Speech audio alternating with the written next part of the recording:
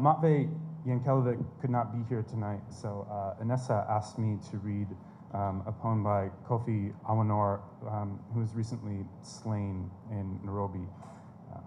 I won't say much more about it other than that. I think it should be pretty clear why it's important to have this poem read here tonight. So I'm going to read a few excerpts from a poem he wrote called Across a New Dawn.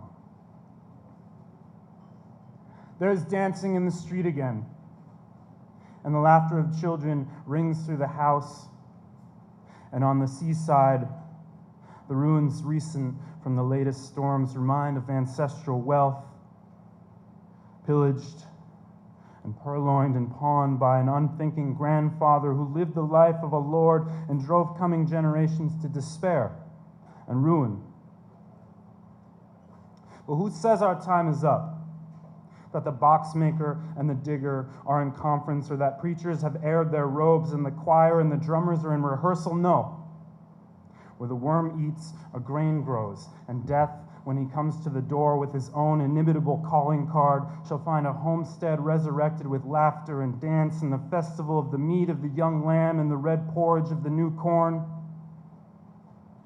Because we are the celebrants whose fields were overrun by rogues and other bad men who interrupted our dance with obscene songs and bad gestures.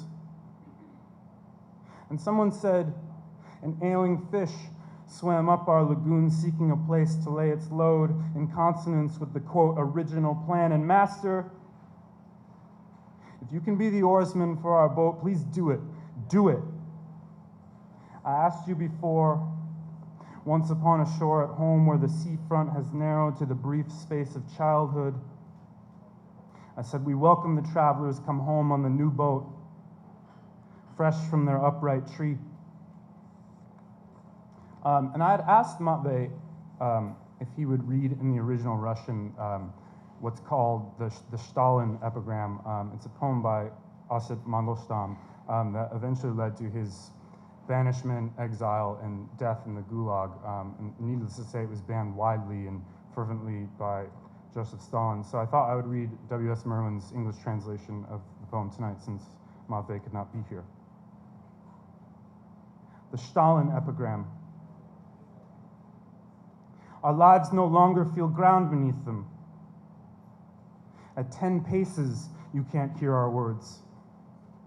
But whenever there's a snatch of talk, it turns to the Kremlin mountaineer, the 10 thick worms, his fingers, his words like measures of weight, the huge laughing cockroaches on his top lip, the glitter of his boot rims.